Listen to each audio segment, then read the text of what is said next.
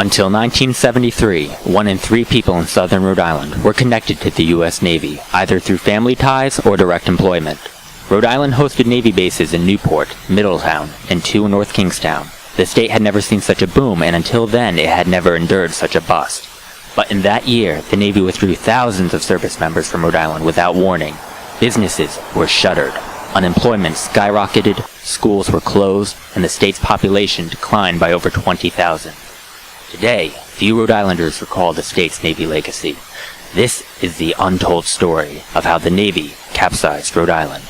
From the first visits of Europeans in 1671 to the development of summer cottages in 1911, North Kingstown's Quonset Peninsula was the quintessential seaside vacation spot. But by 1939, the hot war that gripped Europe made its mark here in Rhode Island. The Navy acquired the peninsula, physically transforming it into the premier North Atlantic Naval Air Station. The site was the cornerstone of President Roosevelt's neutrality patrols and the only base in America that could handle both modern fighters and seaplanes. In addition to tens of thousands of service members, the Navy was also the largest civilian employer. Quonset employed 5,000 of the state's 23,000 civilian Navy employees. Unemployment reached all-time lows, and the Navy funded millions of dollars of infrastructure improvements for the state. On April 17, 1973, Secretary of Defense Elliot Richardson publicly announced that Quonset Naval Air Station and Newport Naval Station would close within the year. Rhode Island officials had only been told the day before. Frank Knight, head of the town council, was one of the first North Kingstown residents to learn about the closure. Got a call from the governor's office, and they were having a meeting. They announced that Quonset and Davisville were going to close. The announcement shocked the state. While Knight had long suspected that Davisville might close, nobody expected Quonset to close. People in town, they formed little groups and things of that nature. Let's stop this one. Well, no, you can't stop it. It's a train in motion. According to the Newport Daily News, some Rhode Islanders even filed for federal disaster relief aid. Rhode Islanders were panicking, trying to make order out of the chaos. Could this be retribution? Rhode Island was one of only 2 states that didn't vote for Richard Nixon. Some believed Quonset was Richard's revenge. The panic turned out to be justified. The populations of Middletown and North Kingstown collapsed. Middletown lost 12,000 residents, over 40% of its population. North Kingstown lost nearly 8,000 residents, about a quarter of its population. Over the course of 30 years, the Navy had constructed over 1,000 housing locations just in North Kingstown alone for its personnel. But in just 1 year, those locations were transformed into ghost towns. Some locations became parks, like the one behind me. Other locations became low-income housing, but only some servicemen lived in Navy-built housing. 30% of the houses that are in here, Navy people lived in. In some residential neighborhoods, 3 or 4 houses were going on the market at the same time. Eager to sell, relocated servicemen inadvertently began a race to the bottom with their neighbors. To stop the free fall of property values, Frank Knight devised an ingenious plan. Knight gathered together the town's real estate agents and advertisers. Instead of advertising multiple properties simultaneously, advertisements would be staggered, such that for any given street, only one property would be actively advertised at a time. Houses weren't the only spaces abandoned, as tens of thousands relocated from the state. Schools were closing. There weren't enough kids to fill the schools.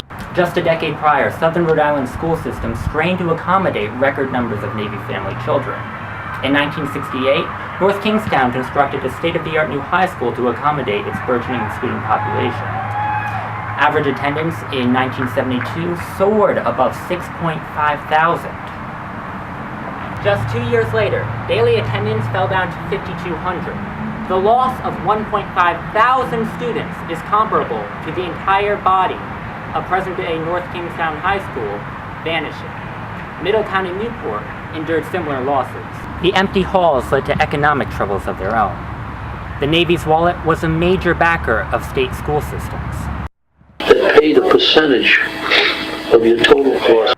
For example, Middletown's school system covered roughly 5,000 students, about 1,000 of which were Navy students.